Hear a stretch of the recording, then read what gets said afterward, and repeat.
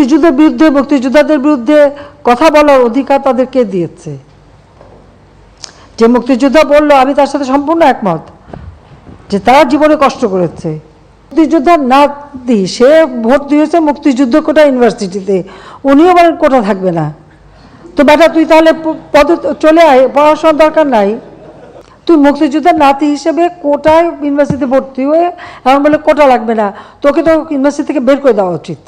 যদি লজ্জা থাকতো তাহলে আগে ইউনিভার্সিটির থেকে পড়াশোনা বন্ধ করে দিয়ে এসে তারপর বলুক যে কোটা লাগবে না।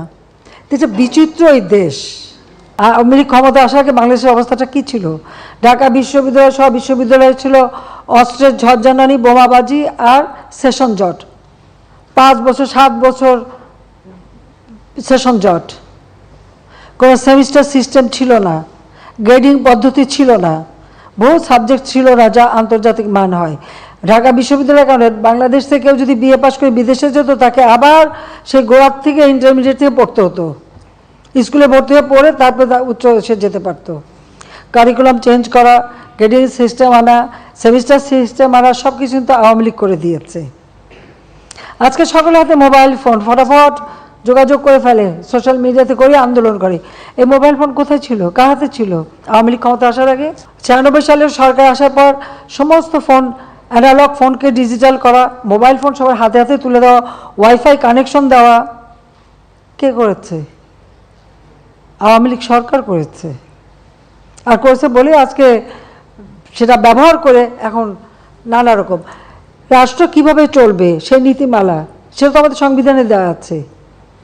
যেখানে সংবিধানে আছে অনগ্রসর যারা তাদেরকে রাজ্যের কর্মের সাথে সম্পৃক্ত থাকতে দেয়া হবে।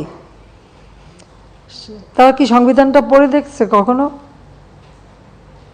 আর মুক্তিযুদ্ধের বিরুদ্ধে মুক্তিযোদ্ধাদের বিরুদ্ধে কথা বলার অধিকার তাদেরকে দিয়েছে। যে মুক্তিযোদ্ধা বলল, আমি তার সাথে সম্পূর্ণ একমত যে তারা জীবনে কষ্ট করেছে। কিন্তু দুর্ভাগ্যের বিষয় 75-15 আগস্টের জাতির পিতাকে হত্যার পর এমন একটা সময় গেছে যে মুক্তিযোদ্ধা বলতে পারেনি যে আমি মুক্তিযুদ্ধ করি। কারণ হাজার হাজার অফিসার সৈনিকদের জিয়রন মেরে সাফ করে দিয়েছে। আবার তাদের মাথায় মানে কিছু কিছু পকেট করে নিয়ে তাদেরকে খুব তেল দিয়েছে। কিন্তু আসলে তো মুক্তিযুদ্ধের চিন্তা চেতনা সব কিছু তো মুছে ফেলে দিয়েছিল। মনে হলো যে পাকিস্তানের আবার প্রদেশ হয়ে গেছি আমরা, সেই জায়গায় নিয়ে যাচ্ছিল। সেখান থেকে বাংলাদেশ ফিরে এসেছে, জয় বাংলা স্লোগান ফিরে এসেছে, 7ই মার্চের ভাষণ ফিরে এসেছে। মুক্তিযুদ্ধের এখন ভালো লাগে না, মুক্তিযুদ্ধের কথা শুনলে তাদের মানে গায়ে জ্বর আসে। আর সবথেকে একটা যে দেখলাম খুব অদ্ভুত লাগলো আমার কাছে, মুক্তিযোদ্ধার নাতি সে ভর্তি হয়েছে মুক্তিযুদ্ধ কোটা ইউনিভার্সিটিতে, উনিও বলেন কোটা থাকবে না। তো বেটা তুই তাহলে পদে চলে আয়, পড়াশোনার দরকার নাই।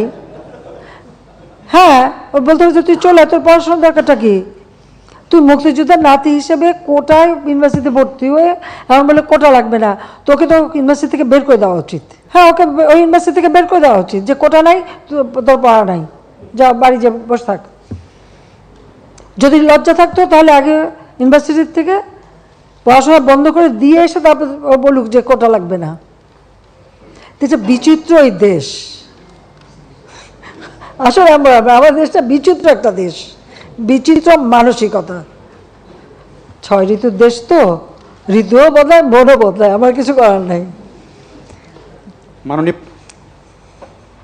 মাননীয় প্রধানমন্ত্রী, আমি প্রভাস আমিন, আমি এটিএন নিউজে কাজ করি। একটু কোটা প্রসঙ্গে আরেকটু কথা বলি। আমাদের তরুণ প্রজন্মকে ভুল বুঝিয়ে মুক্তিযুদ্ধের মুখোমুখি করা হয়েছে, এটা খুবই দুর্ভাগ্যজনক। আরেকটা খুবই ভুল ধারণা তৈরি করা হয়েছে।